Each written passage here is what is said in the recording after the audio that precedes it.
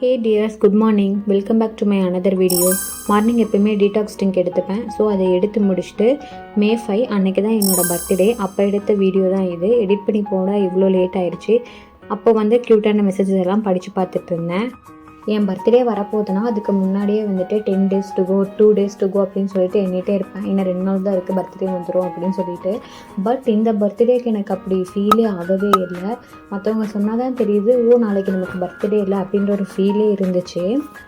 ஏன்னா என்னோடய பர்த்டே அன்றைக்கி எங்கள் அப்பாவும் நானும் எப்பயுமே வெளில போவோம், ஏதாவது சாப்பிடுவோம். அதனால் அந்த டே எப்படா வரும் அப்படின்னு சொல்லி இருக்கும். பட் இப்போ வந்து நான் அடிக்கடி வெளில போகிறேன், சாப்பிட்றேன். அதனால் எப்படியும் பர்த்டேக்கு நம்ம வெளில போவோம், சாப்பிடுவோம் அப்படின்னு எனக்கு முன்னாடியே தெரிஞ்சிருச்சு. குயிக்காக ஒரு கெட் ரெடி வித் மீ பார்த்துடலாம். இதுதான் என்னோடய பர்த்டே அவுட்ஃபிட். எப்படி இருக்குதுன்னு கமெண்ட் பண்ணுங்கள். விவேக் வாங்கி கொடுத்த ஃபஸ்ட்டு கிஃப்ட் இது தான்.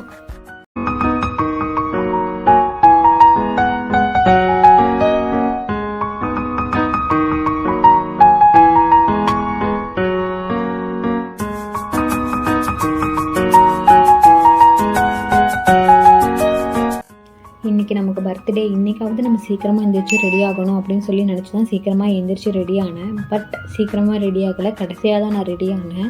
அதுக்கு நான் மேக்கப் போடுறதா அப்படின்னு கிடையாது. நான் வந்து மோஸ்ட் ஆஃப் ஹேருக்கு தான் டைம் ஸ்பெண்ட் பண்ணுவேன். பிகாஸ் அது எனக்கு கரெக்டாக இருந்தது, எனக்கு ஃபுல்ஃபில் ஆன மாதிரி இருக்கும்.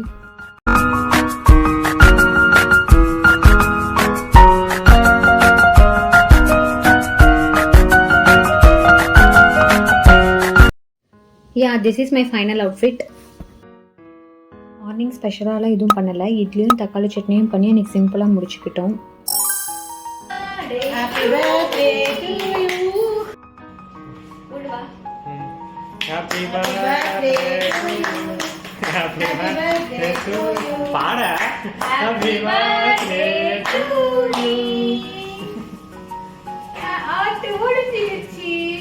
பர்த்டே முடிஞ்சிருச்சு.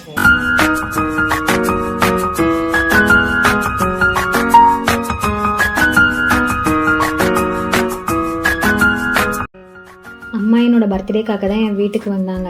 என் பர்த்டே முடிஞ்சதுமே அன்றைக்கே 11 o'clock வந்து அவங்க ஊருக்கு கிளம்பிட்டாங்க. அம்மா வந்து 10 days ஆகுது. ஸோ அப்பா வந்து சமைக்க என்ன பண்ணுவாங்க அப்படின்னு சொல்லிட்டு அம்மா அன்றைக்கே வந்து கிளம்பிட்டாங்க கேக் கட் பண்ண உடனே.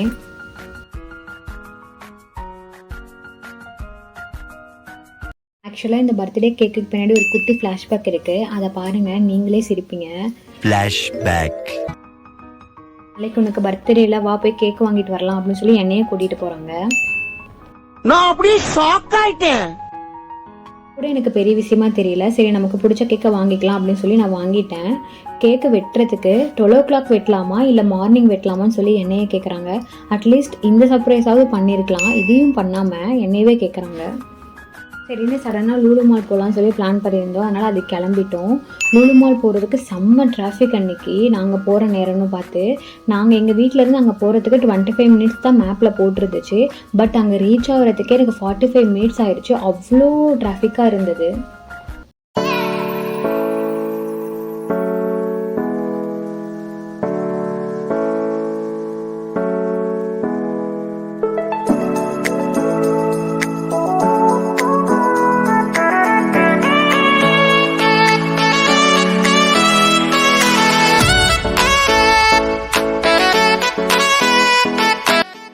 நாங்கள் என்ன பண்ணோம், ஃபுல் மாலையை சுற்றணும்னு சொல்லிட்டு நாங்கள் எங்கேயுமே நிற்கவே இல்லை. ஃபுல்லாக ஒரு மாலை ஒரு ரவுண்ட் அடிச்சுட்டு என்னென்ன இருக்குதுன்னு பார்த்துட்டு அதுக்கப்புறம் இந்த ஸ்டாச்சு கிட்ட நின்னோம். பார்க்க நல்லா இருந்துச்சு. நான் என்ன பண்ணேன்னா, இந்த மாலில் வந்து ஹைப்பர் மார்க்கெட்டை மட்டும் விட்டுட்டு மீதி எல்லாத்தையும் சுற்றி பார்க்கலாம் அப்படின்னு சொல்லிட்டு மேலே போயிட்டோம். பட் எனக்கு லேட்டராக தான் தெரிஞ்சிச்சு ஃபஸ்ட் டைம் ஏன்டா இந்த ஹைப்பர் மார்க்கெட்டுக்குள்ளே போகலை அப்படின்னு சொல்லிட்டு. பிகாஸ் நாங்கள் சாப்பிட்டு எல்லாம் முடித்து நிறையா டைம் ஸ்பெண்ட் பண்ணிவிட்டு அதுக்கப்புறமா தான் இந்த ஹைப்பர் மார்க்கெட்டுக்குள்ளே சும்மாவாவது போகலாம் அப்படின்னு சொல்லி தான் போனோம்.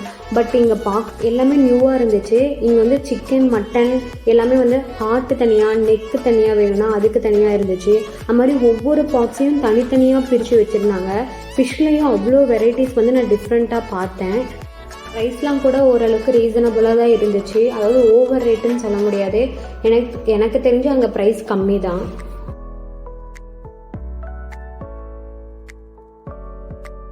பிக்கிள்ஸ் பற்றி சொல்லியே ஆகணும். அவ்வளோ வெரைட்டி ஆஃப் பிக்கிள் இருந்துச்சு.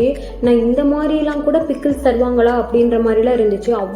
ஸ்குவிட்ல பிக்கிள்ஸ், ப்ரான்ல பிக்கிள், மட்டன் பிக்கிள், சிக்கன் பிக்கிள்னு சொல்லி வெரைட்டி ஆஃப் பிக்கிள்ஸ் அங்கே வச்சுருந்தாங்க. ஊறுகால எல்லாத்துலேயுமே வச்சுருந்தாங்க.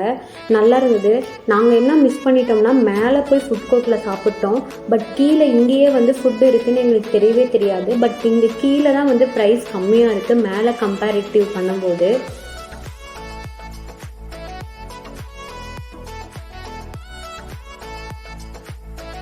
எங்கே போனாலும் இந்த பேக்கை பார்த்தா நம்ம கண்ணு அது மேலே போயிடுது.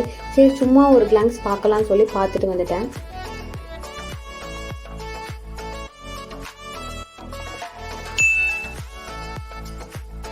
பீஸா சாப்பிட்லாமா, கொரியன் ஃபுட் சாப்பிட்லாமா, இல்லை பர்கர் சாப்பிட்லாமான்னு சொல்லி யோசிச்சு கடைசியில் KFCக்கு தான் போனோம். வீட்டுக்கு வரவே 6:30 ஆயிடுச்சு. அதுக்கப்புறம் செம்ம டயர்டாக இருந்தனால தூங்கிட்டோம். அதுக்கப்புறம் சரி ஏதோ ஒரு மூவி பார்க்கலாம் அப்படின்னு சொல்லி மூவி எடுத்து பார்த்துட்டு இருந்தோம். ஐ ஹோப் இந்த வீடியோ உங்களுக்கு பிடிச்சிருக்குன்னு நான் நம்புகிறேன். இதே மாதிரி ஒரு இன்ட்ரெஸ்டிங்கான வீடியோவில் மீட் பண்ணலாம். அன்டில் தென், பாய் பாய்.